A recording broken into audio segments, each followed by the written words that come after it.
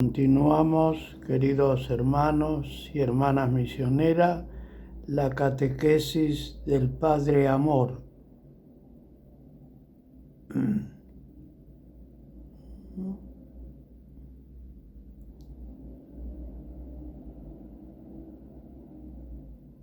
Redentor de Cristo, que es el único que tiene poder para limpiar toda culpa. Cuando mandamos celebrar una misa por nuestra madre que murió, por nuestro esposo, por nuestro hijo, no estamos haciendo un gesto sentimental, estamos intercediendo ante Dios con el arma más poderosa que existe, con el cuerpo y la sangre de Cristo ofrecidos en el altar, el rosario por los difuntos, la oración cotidiana por los que se fueron, las indulgencias que la Iglesia concede para aplicar a los difuntos, el ayuno ofrecido por ellos, la limosna dada en su nombre. Todo eso llega, hermano. La comunión de los santos que profesamos en el credo cada domingo, no es solo que los santos del cielo nos ayudan a nosotros, es que nosotros podemos ayudar a las almas del purgatorio. Somos una sola familia, una sola iglesia que incluye los que peregrinamos en la tierra, los que se purifican en el purgatorio y los que gozan de Dios en el cielo. Esa es la iglesia. No solo la gente que va a misa el domingo, la familia completa de Dios a ambos lados del velo. Pero tengo que decir algo que duele, hermanos, y lo digo con todo el amor y con toda la compasión que siento por los que están escuchando esto con el corazón roto. Hay una tercera posibilidad. El infierno existe. La Iglesia lo enseña. Cristo mismo habló del infierno con más frecuencia que cualquier otro maestro religioso de su tiempo. En el Evangelio de Mateo solo Jesús menciona la gehenna, el fuego eterno, las tinieblas exteriores, el llanto y el rechinar de dientes decenas de veces, no como amenaza, sino como advertencia. Como la advertencia que da un padre amoroso que le dice a su hijo: hay un precipicio al final de ese camino, no sigas por ahí. El infierno es la consecuencia del rechazo definitivo de Dios, no de un pecado específico, no de una vida imperfecta como todas las vidas humanas, sino del rechazo consciente, deliberado y final del amor de Dios. El Catecismo, en el número 1033, dice: no podemos unirnos a Dios si no elegimos libremente amarle.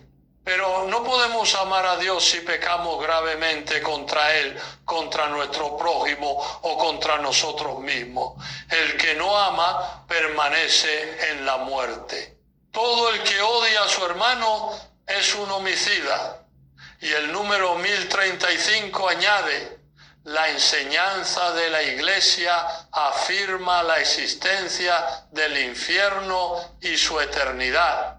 Las almas de los que mueren en estado de pecado mortal descienden a los infiernos inmediatamente después de la muerte y allí sufren las penas del infierno, el fuego eterno. ¿Y qué decirle al familiar que está de luto por alguien que no murió en buenas condiciones espirituales, que vivió lejos de Dios, que no se confesó, que rechazó los sacramentos? Hermanos, aquí la Iglesia nos enseña algo que es al mismo tiempo humilde y esperanzador. Nadie, excepto Dios, conoce el estado definitivo del alma de otra persona en el momento de la muerte. Nadie sabe lo que ocurre entre el alma y Dios en esos últimos instantes. Hay testimonios de conversiones en el lecho de muerte que nadie esperaba. Hay actos de contrición interiores que nadie vio.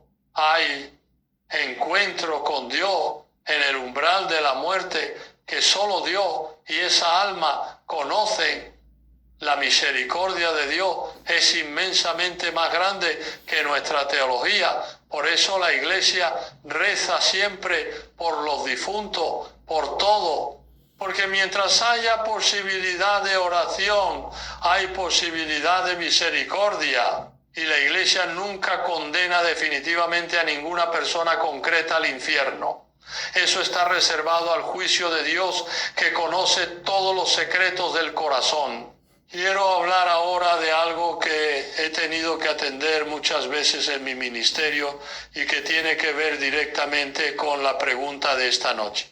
Es el tema de las personas que buscan comunicarse con sus seres queridos que han muerto. Y lo menciono porque es un peligro real y concreto que afecta a muchísimas familias católicas que actúan de buena fe, movidas por el amor y por el dolor de la pérdida, sin saber el peligro espiritual en que se están metiendo. He conocido familias que después de la muerte de un ser querido van con medios, con espiritistas, con personas que dicen poder comunicarse con los muertos. He conocido personas que asisten a sesiones de Ouija buscando un mensaje del familiar que perdieron. He conocido personas que van con curandera que les dicen que tienen comunicación con el espíritu de su madre o de su hijo y que a cambio de dinero les dan mensajes que supuestamente vienen de ellos. Hermano, esto es una de las prohibiciones más claras y más tajantes de toda la Sagrada Escritura. En el Deuteronomio, capítulo 18, versículos 10 al 12, Dios le dice a su pueblo: no haya entre ustedes quien consulte a los muertos, porque el Señor aborrece a todo el que hace estas cosas. El libro del Levítico, capítulo 20, versículo 6 dice: yo volveré mi rostro contra cualquiera que acuda a los que evocan a los muertos. La primera carta de Samuel narra la historia del rey Saúl, que después de la muerte del profeta Samuel acude a una médium para intentar convocarlo. Y lo que ese episodio muestra no es que la práctica funcione, sino que Saúl en ese momento está al borde del abismo espiritual y moral, y de hecho muere al día siguiente. ¿Por qué la Biblia prohíbe tan tajantemente estas prácticas? No porque los muertos no existan, no porque no haya vida después de la muerte, sino precisamente porque los que han muerto están en las manos de Dios y no a disposición de los vivos para ser consultados a voluntad. Y porque lo que el espiritismo convoca, lo que responde en las mesas de Ouija, lo que habla por boca de los mediums, no son los seres queridos que perdimos, son entidades espirituales que se hacen pasar por ellos. El demonio lleva siglos perfeccionando esa imitación. Sabe todo lo que necesita saber sobre el difunto para fingir ser él.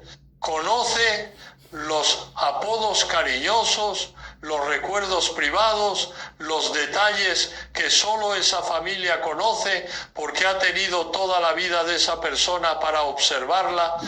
Y cuando el familiar en duelo escucha esas palabras, esos detalles, esa voz que parece la misma, la puerta se abre y lo que entra por esa puerta, hermano, lo que entra bajo la apariencia del ser amado que perdimos, no viene a consolar, viene a atar, viene a esclavizar, viene a destruir la fe y a separar el alma de Dios. He atendido casos de personas que comenzaron a ir con un medium por el dolor de la pérdida, que al principio se sentían consoladas por los supuestos mensajes del familiar muerto y que con el tiempo empezaron a experimentar perturbaciones espirituales serias en sus hogares y en sus vidas. Insomnio inexplicable, presencias que se sentían en la noche, miedos irracionales, dependencia cada vez mayor del medium, que se convertía en la única persona a quien esa familia consultaba para cualquier decisión. He tenido que hacer oraciones de liberación sobre personas que llegaron a ese punto, y la liberación llegó. La misericordia de Dios es siempre más grande que el engaño del demonio, pero el camino de regreso fue largo y difícil y lleno de sufrimiento que no era necesario. El Catecismo, en el número 2116, dice con una claridad que no deja lugar a dudas: deben rechazarse todas las formas de adivinación. Recurrir a Satanás o a los demonios, conjurar a los muertos o a otras prácticas que supuestamente desvelan el porvenir, son gravemente contrarios a la virtud de la religión. Conjurar a los muertos, la Iglesia lo dice con esa precisión, es gravemente contrario a la virtud de la religión. Y cuando alguien que se dice católico va con un medium, está realizando un acto que la Iglesia califica de gravemente contrario a la fe. No porque la Iglesia sea cruel, sino porque la Iglesia sabe lo que hay detrás de esa puerta y quiere proteger a sus hijos.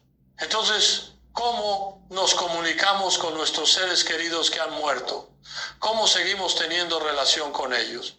La respuesta de la Iglesia es la oración, la misa, la comunión de los santos.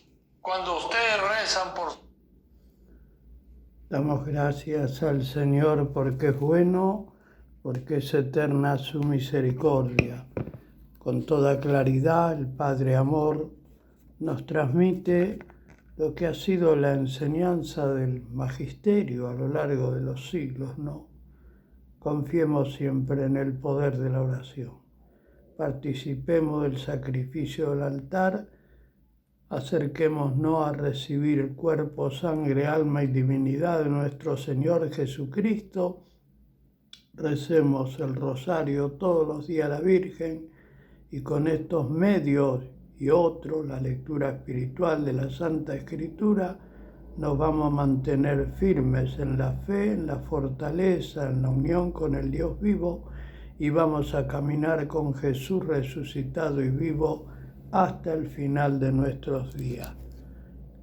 Ponemos en la presencia del Señor de la Misericordia y recibimos su santa bendición sobre todas las familias de la humanidad, en el nombre del Padre, del Hijo y del Espíritu Santo.